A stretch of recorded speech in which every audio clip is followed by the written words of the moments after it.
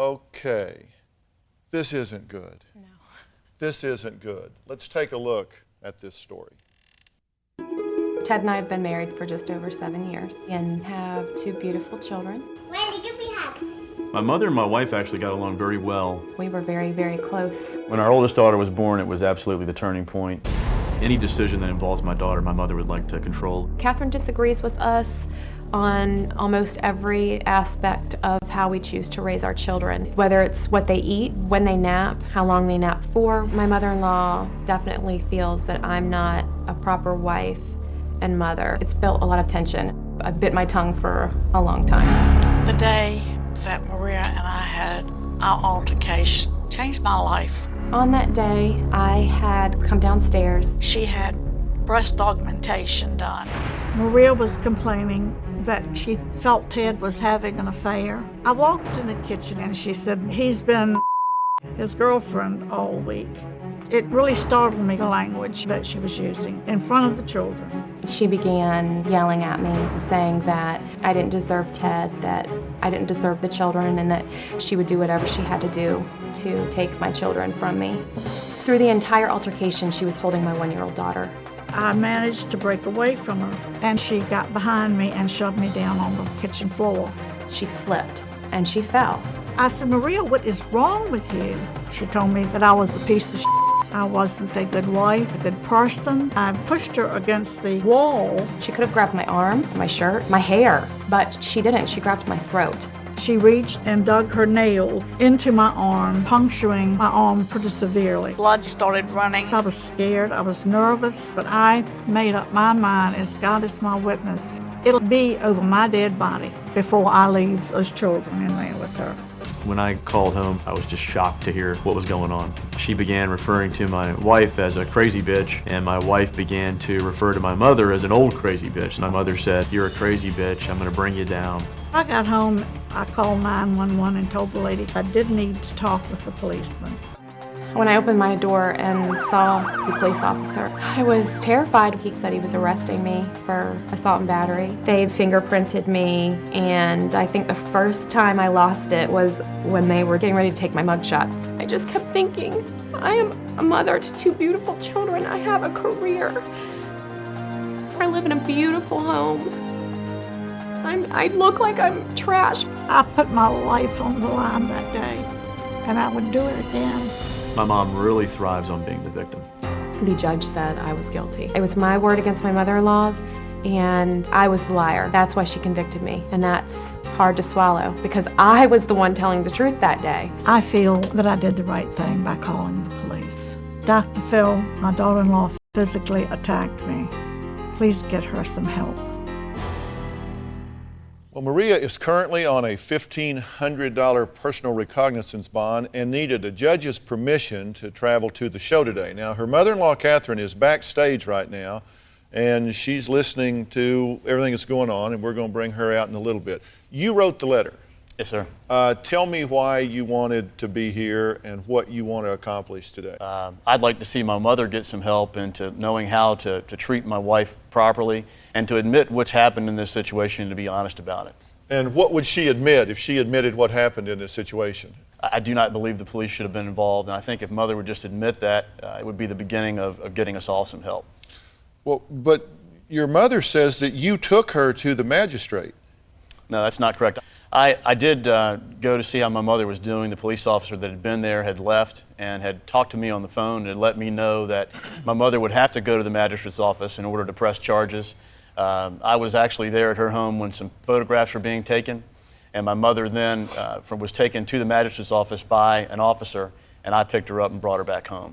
At the whole time, she said she never pressed charges against my wife and still contends that to this day. Okay, now we'll get back to where you need to be in this and where you have been in this. But I guess my first question to you is, what are you doing rolling around in the floor with your mother-in-law at your house? It was a situation that never should have happened, obviously. The whole thing would have been over had I asked her numerous times to leave and give me my daughter. And she was refusing to give me my 1-year-old daughter. At no time did I intend to harm her. All I was doing was trying to get my daughter from her. When there's somebody in your home threatening you and your children, your natural reaction when someone's holding your baby and refusing to give them to you is to Do you try have harder. a temper?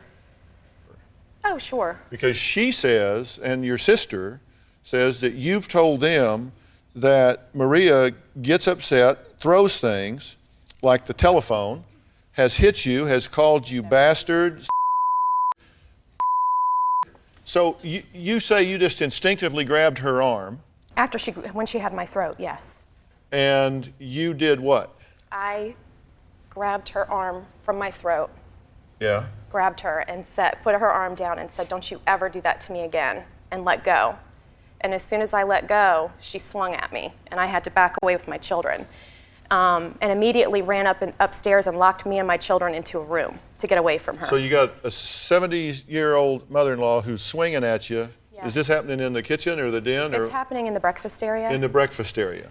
And where are you when all this is going on? You're at work or you're I was gone? I was on my way back home from a business trip, and actually I called to see how things were at the home and heard some of the arguing going on, but I didn't call until after some of this had taken place. And what scared me is that it's not the first time my mother has actually said, you know, if Maria speaks to me like that again, I'm going to slap her face. And she said that numerous times in the past, and so there's some of this that rings a bell to me. But when I called and heard both of them, you know, yelling at each other, it was just, I can't imagine telling you how shocked I was. Well, all right. Maria says her mother-in-law threatened to reveal something today that will ruin her life. I'll never forgive her. I will never forgive her for what she's done. Catherine would say she spit on someone because their skin looked dry. She just won't take responsibility for anything that she does. I absolutely don't believe a single bit she was trying to help me. She told a pretty good story in court, made for television, basically. And it would have been called Catherine the Great. Well, today we're talking about in-law conflicts that have had criminal consequences. I'm going to put in for hazardous duty pay today. I may get choked or clawed or something. I hope not. 29-year-old Maria was found guilty of assaulting her 73-year-old mother-in-law, Catherine, and spent several hours in jail after leaving the elderly woman with bleeding wounds. Now, Catherine says her daughter-in-law, Maria, has a violent temper and fears that she's a danger to her son, Ted, as well as her grandchildren. Catherine, Yes. what's going on here? Right now, I'm in shock that, first of all, they would say the things that they just said. What in particular was offensive to your sensibilities? The fact that Ted said that he didn't suggest that I report the incident. In fact, he said, you have to report this incident. Okay, but let me ask something. Multiple times you were asked to leave. Why didn't you just leave and avoid the confrontation? Because I was worried about my grandchildren. She displayed a temper that I have never seen before, except the time that she did tell me to get the out of her house. So you actually believed that this woman was going to attack and injure these two children? I really wasn't sure, Dr. Phil, but I know that she had had breast augmentation. She was wrapped in gauze and was told not to lift more than 5 pounds. And I wanted to stay there until my son got there. He asked me to stay with them. Did you object to her having breast augmentation? Because that's the 4th time you've mentioned it. I breastfed 2 children for a total of 2 years and looked like, you know, like a science project. So hence my.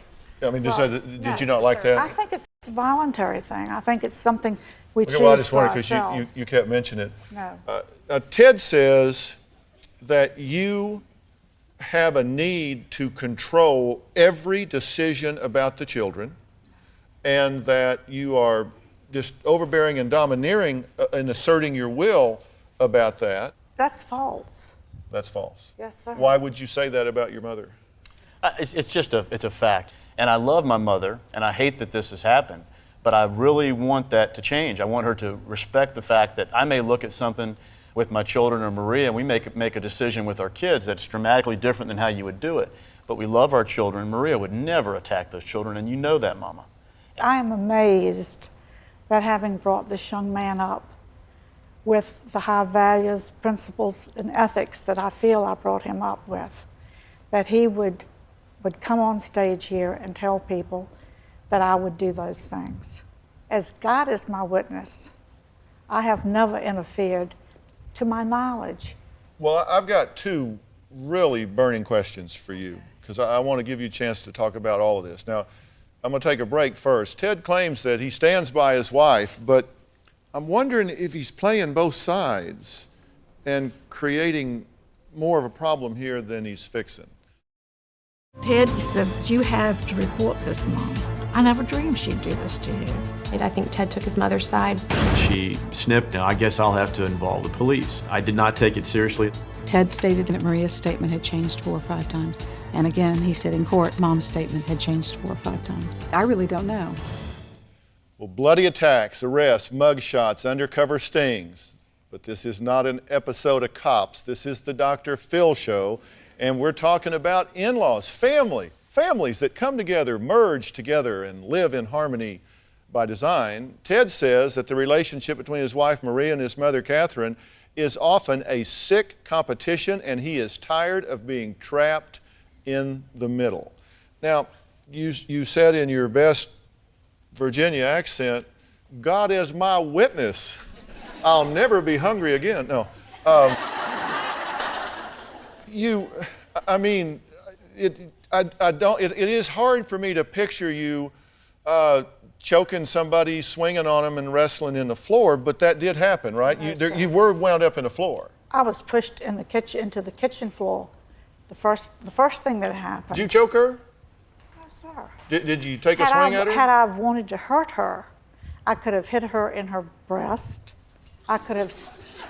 Well, no. That's 5 times. That's okay. No, but you could have hurt her if you wanted to. But Dr. Phil, I could have harmed her, but I tried to keep her refrained or restrained from me, because she did. She pushed me on the kitchen floor. She got behind me when I got up and sat in a chair and shoved my left shoulder into a coffee cup, and coffee flew. did you say that she's a horrible mom and doesn't deserve to be married to your son? No, because Maria is a good mother. Did